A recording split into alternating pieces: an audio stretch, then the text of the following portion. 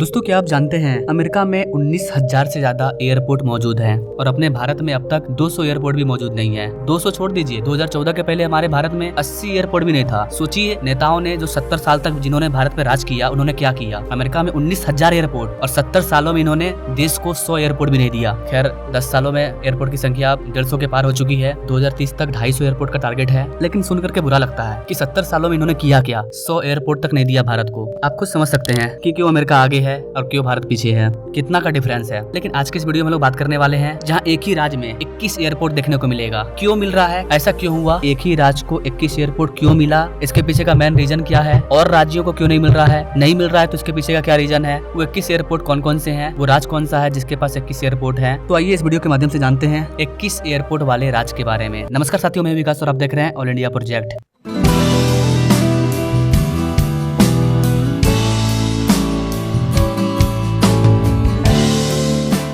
दोस्तों कौन सा राज्य कितना डेवलप करेगा, ये चीज उस राज्य के आम जनता पर डिपेंड करती है कि आप किस तरह के लीडर को अपने राज्य का राजा बनाते हो। क्या वो लीडर सिर्फ अपने लिए जीता है या वो लीडर आपके लिए जीता है, वो लीडर अपने परिवार के लिए जीता है या वो लीडर सिर्फ आपके राज्य के लिए जीता है। समाज का विकास, देश का विकास तभी होगा जब वो व्यक्ति अपने घर परिवार को छोड़ करके बाहर निकलेगा और सिर्फ देश का विकास करना चाहेगा। और भारत में ऐसे लीडर बहुत ही कम है। एक तो आपके मन में जो चल रहा है प्राइम मिनिस्टर मोदी, वो है। दूसरा योगी आदित्यनाथ है। इसके अलावा भी और भी कई अच्छे लीडर हैं जो परिवार में भी है लेकिन वो देश का विकास कर रहे हैं। लेकिन जितना विकास वो व्यक्ति करेगा जिसका घर परिवार है ही नहीं, कोई मतलब ही नहीं है किसी से, सिर्फ और सिर्फ देश के बारे में सोचना, सोना तो देश के बारे में, जीना तो देश के बारे में। जब उस तरह के व्यक्ति को आप अपने राज्य का राजा बनाते हो ना, तो आपका राज्य एक बड़ा साम्राज्य बनता है। और गुजरात में यही हुआ है। गुजरात में 10 से ज्यादा एयरपोर्ट चालू है, ऑपरेशनल है। और गुजरात सरकार अब नए 11 एयरपोर्ट पर काम करने वाली है जो कि ग्रीनफील्ड होगा, यानी कि गुजरात में टोटल 21 एयरपोर्ट होगा। अब सवाल आता है कि आपके राज्य में इतना एयरपोर्ट क्यों नहीं है। प्राइम मिनिस्टर मोदी को 15 साल का समय मिला गुजरात को डेवलप करने के लिए। उन्होंने एयरपोर्ट की संख्या लगभग 10 कर दी।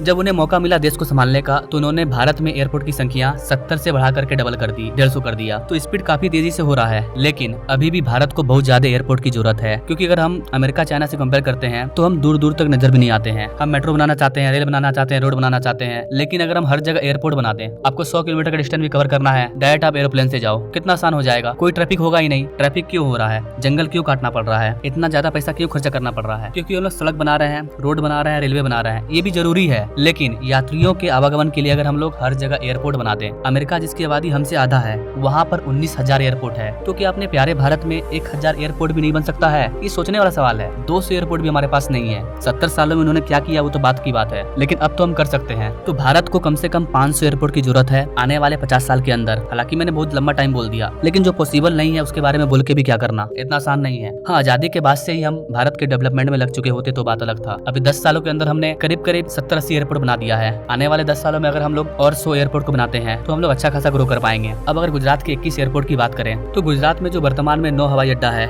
उसका विस्तार किया जा रहा है और अलग से 11 ग्रीनफील्ड हवाई अड्डे को तैयार किया जा रहा है। और सरकार का टारगेट है कि 5 साल के अंदर 11 नए ग्रीनफील्ड हवाई अड्डे को तैयार कर लिया जाए, यानी कि 2030 तक गुजरात में आपको टोटल 21 एयरपोर्ट ऑपरेशनल देखने को मिल जाएंगे। गुजरात में जो एयरपोर्ट को बनाया जा रहा है वो बहुत ही पार्टिकुलर जगह को देख करके बनाया जा रहा है, जो प्लेस वर्ल्ड टूरिज्म को अट्रैक्ट करता है, जहाँ पर लोग देश विदेश से घूमने आते हैं, उन जगहों पर एयरपोर्ट को बनाया जा रहा है। ऐसा नहीं है कि सिर्फ गुजरात में एयरपोर्ट बन रहा है। एयरपोर्ट के मामले में उत्तर प्रदेश कम नहीं है। भारत में सबसे ज्यादा इंटरनेशनल एयरपोर्ट उत्तर प्रदेश में मौजूद है। यूपी में 3 इंटरनेशनल एयरपोर्ट पहले से ऑपरेशनल है, 2 इंटरनेशनल एयरपोर्ट उत्तर प्रदेश में और बन रहा है। पूरे भारत, पूरे एशिया का सबसे बड़ा एयरपोर्ट भी उत्तर प्रदेश में ही बन रहा है। तो जहाँ की सरकार अच्छी होगी वो अच्छा होगा, इसमें कोई दो मत नहीं है। यूपी की गवर्नमेंट वैसी है जो सब कुछ छोड़ करके देश के विकास में, राज्य के विकास में लग चुकी है। कोई परिवार, कोई मतलब नहीं है, सिर्फ और सिर्फ राज। ऐसा जब तक नहीं होगा तब तक वो राज हाई लेवल पर डेवलप नहीं करने वाला है, तेजी से नहीं कर पाएगा। 50 साल में आप डेवलप कर लिए तो क्या कर लिए, 5 साल में उतना डेवलप कीजिए तो फिर बात हुआ। तो गुजरात में हमें ये चीज देखने को मिल चुका है। तेजी से बढ़ता एविएशन सेक्टर भारत की ओवरऑल ग्रोथ और एम्प्लॉयमेंट जनरेशन को भी गति दे रही है। प्राइम मिनिस्टर मोदी का जो जन्म स्थान है गुजरात का वडनगर, वहाँ पर भी एक एयरपोर्ट को बनाया जा रहा है। 6-11 ग्रीनफील्ड हवाई अड्डों के अलावा गुजरात में वर्तमान में मेहसाना, अमरेली, मांडवी, भावनगर, पोरबंदर, कांडला, वडोदरा, केसर, सूरत, इसके अतिरिक्त 6 और एयरपोर्ट पहले से ही संचालित हैं। एयरपोर्ट के बनने की वजह से वहाँ के जो लोग हैं या फिर जो पर्यटक हैं जो घूमने जाते हैं उस जगह पर, वो डायरेक्ट जा पाते हैं। ऐसा नहीं है कि पहले उनको रेल से जाना पड़ेगा, फिर ऑटो भाड़ा करना पड़ेगा, फिर वहाँ जाना पड़ेगा। अगर हम उसी जगह पर एयरपोर्ट को बना दें, जैसे हमें काशी जाना है, काशी में एयरपोर्ट बना देंगे। अब किसी को अमेरिका से काशी आना है, दर्शन करने के लिए, वो डायरेक्ट काशी उतर जाएगा। वृंदावन जाना है वहाँ अलग बना देंगे, आगरा जाना है वहाँ अलग बना देंगे, बिहार का नालंदा जाना है वहाँ अलग बना देंगे, देवघर जाना है वहाँ अलग बना देंगे। तो इस तरह का अगर हम लोग एयरपोर्ट बनाते हैं हर एक टूरिज्म प्लेस पर, तो टूरिज्म को काफी ज्यादा बढ़ावा मिलेगा, ट्रैफिक जाम की समस्या खत्म हो जाएगी। अगर सस्ते दामों में लोगों को फ्लाइट पे चढ़ने का मौका मिलेगा तो क्यों फिर लोग अपना तेल जला करके या फिर ट्रेन के माध्यम से या फिर पर्सनल कार्स के माध्यम से जाएंगे, वो डायरेक्ट एयरपोर्ट को चूज करेंगे। इसके वजह से क्या होगा कि पोल्यूशन काफी कम हो जाएगा और ट्रैफिक भी कम हो जाएगा, जाम की समस्या खत्म हो जाएगी, क्योंकि आप हवा में उड़ रहे हो, जमीन पर आपका संपर्क है नहीं। तो एयरपोर्ट बनाना सारे प्रॉब्लम का सोल्यूशन है, चाहे वो पोल्यूशन हो,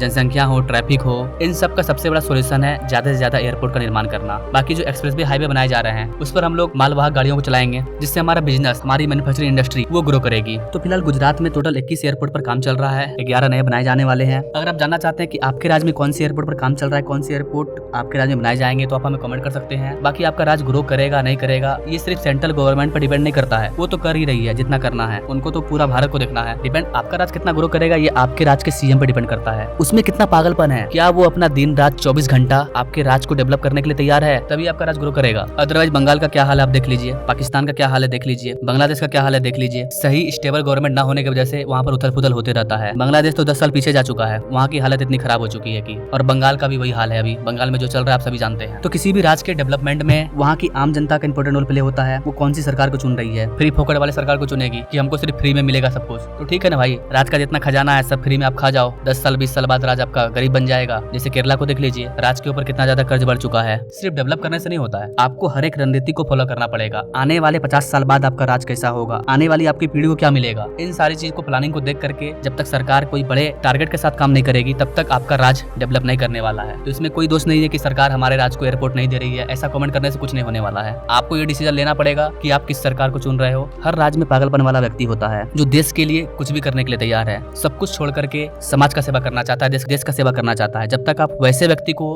अपने राज्य का राजा नहीं बनाओगे तब तक आपका राज्य डेवलप नहीं करने वाला है। बाकी आप इन सारी चीजों के बारे में क्या सोचते हैं कमेंट कीजिएगा, और ऐसे ही इंटरेस्टिंग प्रोजेक्ट के बारे में जानने के लिए हमारे बेल आइकन को जरूर दबाइएगा। मिलेंगे नेक्स्ट वीडियो में एक नए इंटरेस्टिंग प्रोजेक्ट के साथ, तब तक के लिए जय हिंद। फ्रेंड्स, आप सभी ने एविएशन मार्केट के रूप में भारत की ग्रोथ को स्टडी भी किया है और उसकी ट्रेजेक्टरी को फॉलो भी कर रहे हैं। पिछले एक दशक में भारत का एविएशन मार्केट पूरी तरह से ट्रांसफॉर्म हो गया है। आज एविएशन सेक्टर से जुड़ा हर स्टेक होल्डर नए उत्साह से भरा हुआ है। आज भारत दुनिया का तीसरा बड़ा डोमेस्टिक एविएशन मार्केट बन चुका है। एक दशक में भारत में डोमेस्टिक पैसेंजर्स की संख्या 2 गुनी से भी अधिक हो जा चुकी है। इसमें उड़ान जैसी योजनाओं ने बड़ी भूमिका निभाई है। अब अगले कुछ वर्षों में डोमेस्टिक पैसेंजर्स की ये संख्या और भी बढ़ने जा रही है।